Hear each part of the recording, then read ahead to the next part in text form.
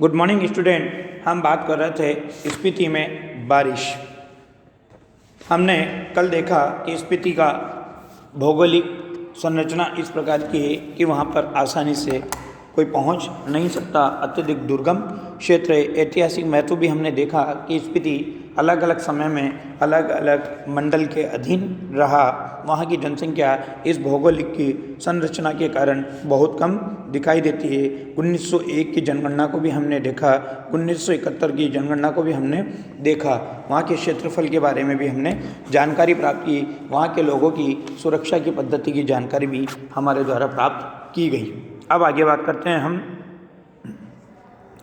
1873 में स्पीति रेगुलेशन पास हुआ। मतलब स्पीति की जो नियमावली थी वो पास हुई, जिसके तहत लाहुल और स्पीति को विशेष दर्जा दिया गया है। जैसे आपके यहाँ पर पहले जम्मू कश्मीर को था, धारा 370 थी, उसी प्रकार से स्पीति और लाहुल के लिए भी अलग से विशेष संविधान बना, कानून बना और उसको विशेष दर्जा दिया गया। ब्रिटिश भारत के अन्य कानून यहाँ पर लागू नहीं होते थे, मतलब अंग्रेजों का कोई कानून यहाँ पर लागू नहीं होता था। रेगुलेशन के अधीन प्रशासन के अधिकार नौनों को दिए गए, नौनों स्थानीय शासक, जिसके बारे में हमने पीछे पढ़ा है, जिसमें माल गुजारी इकट्ठा करना और छोटे छोटे फौजदारी के मुकदमों का फैसला करना भी शामिल था। मतलब छोटे मोटे केस वही हैंडल कर लेता था और वहाँ से लोगों से टैक्स भी वो वसूला करता था। उसके ऊपर के मामले वो कमिश्नर के पास भेज देता था। उन दिनों लाहुल स्पीति का वृत्तांत कांगड़ा जिले के अंतर्गत कुल्लू तहसील में मिलता है। मतलब उन दिनों लाहुल स्पीति का वृत्तांत किसके अंतर्गत मिलता है? हमें कांगड़ा जिले के अंतर्गत कुल्लू तहसील में इसका विस्तृत विवरण मिलता है। स्वराज्य के बाद 1960 में लाहुल स्पीति पंजाब राज्य के अंतर्गत एक अलग जिला बना दिया गया, जिसका केंद्र केलंग में स्थापित किया गया। 1966 में जब हिमाचल प्रदेश राज्य बना तो लाहुल स्पीति उसका उत्तरी छोर का जिला हो गया, यानी उत्तरी किनारे का जिला हो गया हिमाचल प्रदेश का। यह देश का सबसे अधिक दुर्गम क्षेत्र है।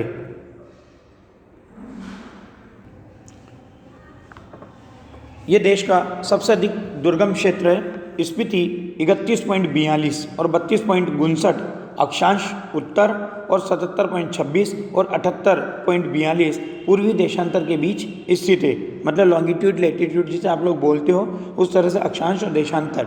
ये चारों ओर से ऊंचे ऊंचे पहाड़ों का घेरी है। इन पहाड़ों की औसत ऊंचाई 18,000 फीट है। ये पहाड़ उसे पूरब में तिब्बत, पश्चिम में लाहुल, दक्षिण में किन्नौर और उत्तर में लद्दाख से अलग करते हैं। मतलब आप देख लो, ये चारों दिशाओं का स्ट्रक्चर बता दिया है वहाँ का कि इसके पूरब में उत्तर है, पश्चिम में लाहुल है, दक्षिण में किन्नौर है और उत्तर में लद्दाख है। इसकी मुख्य घाटी इसी नाम की स्पीति नदी की घाटी है और स्पीति नदी की घाटी होने के कारण इसका नाम क्या पड़ा? स्पीति। स्पीति पश्चिम हिमालय में लगभग 16,000 फीट की ऊंचाई से निकलकर पूरब में तिब्बत में बहती है, वहाँ से स्पीति में आती है। स्पीति से बहकर पुराने रामपुर बुशहर राज्य में चली जाती है। अब किन्नौर जिले में बहती हुई सतलज नदी में मिल जाती है। मेरी इस स्पीति नदी से अत्यधिक प्रीति है, अत्यधिक प्रेम का भाव है। स्पीति में मैं सिर्फ इसी नदी को पहचानता हूँ। सुनता हूँ कि वहाँ पर कोई पारा नदी भी है, फिर घाटी है। स्पीति के अलावा पीन की घाटी प्रसिद्ध है। मान भाई से इसका किस्सा सुना है। अत्यंत भीड़ और वीरान है। इनमें से शायद स्पीति की घाटी ही आबाद है। जैसी वह आबाद है वो आप देख ही रहे हैं, प्रति वर्ग मील वहाँ पर 4 से भी कम लोग निवास करते हैं। मतलब आप देख लो वहाँ का भौगोलिक संरचना इतनी दुर्गम है कि वहाँ पर 1 मील में 4 लोग मिलना भी बहुत मुश्किल बात है। अचरज ये नहीं है कि इतने कम लोग क्यों हैं, अचरज ये है कि इतने लोग भी वहाँ पर कैसे बसे हुए हैं। क्योंकि जहाँ पर जीवन की मूलभूत सुविधाएं प्राप्त नहीं हो रही है, जहाँ पर संचार तंत्र नहीं है, जहाँ पर आवागमन के साधन नहीं है, जहाँ पर भोजन की व्यवस्था नहीं है, जहाँ पर खाद्य के उत्पादन की व्यवस्था नहीं है, वहाँ पर भी लोग कैसे निवास कर रहे हैं। मैंने जब भी स्पीति की विपत्ति बताई है तो लोगों ने यही पूछा है कि आखिर तब लोग वहाँ पर रहते क्यों हैं। 8-9 महीने वो स्पीति अपनी भौगोलिक संरचना के कारण शेष दुनिया से कटा हुआ दिखाई देता है। ठंड में वहाँ पर लोग ठिठुरते रहते हैं, सिर्फ एक ही फसल उगाते हैं। लकड़ी भी नहीं है कि घर गर्म रख सकें। वृत्ति नहीं है, वृत्ति यानी रोजगार, व्यवसाय। फिर क्यों रहते हैं? क्या अपने धर्म की रक्षा के लिए रहते हैं, अपनी जन्मभूमि के ममत्व के कारण रहते हैं, या इस मजबूरी में रहते हैं कि कहीं और जा नहीं सकते, कहाँ जाएं, या फिर और बातों के साथ साथ ये सब कारण है, मैं नहीं जानता। मैं तो इतना ही देखता हूँ कि बस वो लोग यहाँ पर रह रहे हैं, इसलिए रह रहे हैं कि और कोई तर्क भी इसका नहीं है। तर्क से हम किसी चीज़ को भले ही सिद्ध कर सकें, स्थिति में रहने को सिद्ध नहीं कर सकते, लेकिन तर्क का इतना मोह क्यों है कि लोग ये जानना चाहते हैं कि आखिर स्थिति में लोग क्यों रह रहे हैं। अरे भाई, उसका कहीं भी कोई कारण दिखाई नहीं देता। ज़्यादा करके संसार और निर्वाण अतर्क है, जिसे संसार और निर्वाण के बारे में कोई तर्क नहीं दिया जा सकता, वैसे स्थिति के बारे में कोई तर्क नहीं दिया जा सकता। स्थिति भी संसार और निर्वाण की तरह तर्क से परे है। स्पीति नदी के साथ साथ मेरा थोड़ा परिचय स्पीति के पहाड़ों का भी है। स्पीति के पहाड़ लाहुल से ज़्यादा ऊंचे, नंगे और भव्य हैं।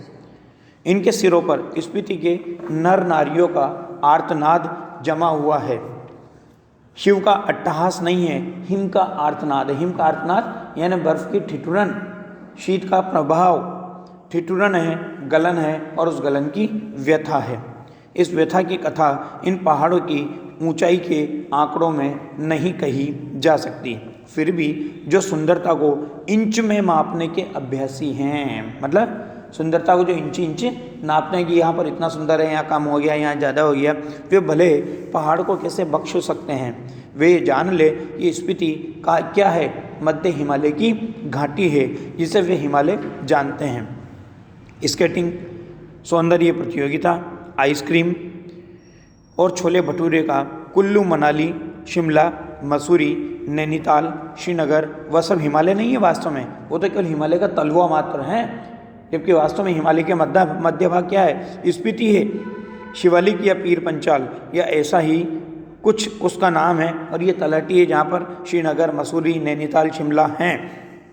रोहतांग जोत के पार मध्य हिमालय है, इसमें ही लाहुल स्पीति की घाटियाँ हैं। मतलब रोहतांग की जोत को पार करोगे तो मध्य हिमालय आएगा, और मध्य हिमालय में ही आपको क्या दिखाई देगी, लाहुल और स्पीति की घाटियाँ दिखाई देगी। इन घाटियों की औसत ऊंचाई नापी गई है। श्री लॉर्ड कनिंघम के अनुसार लाहुल की समुद्र की सतह से ऊंचाई 10,535 फीट है, स्पीति की 12,986 फीट है, यानी लगभग 13,000 फीट तो औसत ऊंचाई है इसकी।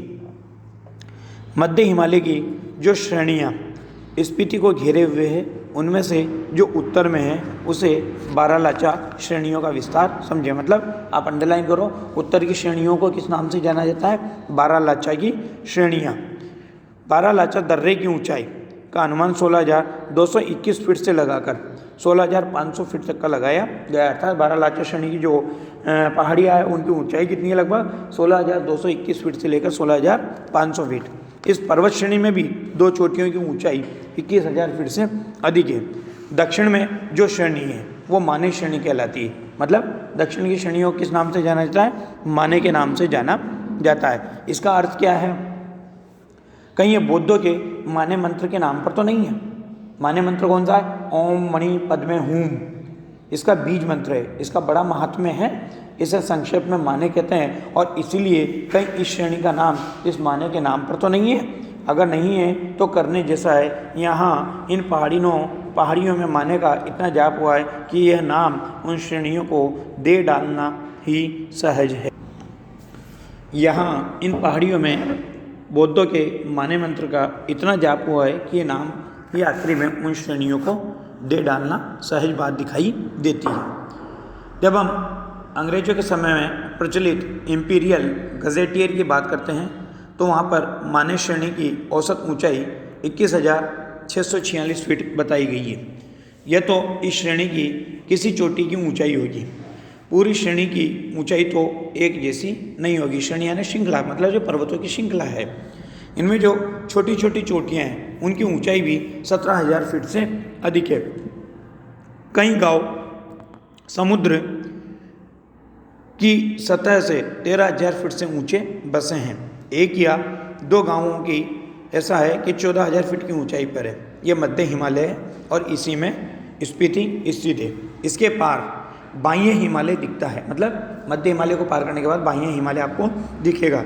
इसकी एक चोटी है जिसकी ऊंचाई 23,064 फीट ऊंची बताई जाती है। इसमें कई चोटियाँ 20,000 फीट से भी अधिक ऊंची है। धन्यवाद। बाकी अगली क्लास में।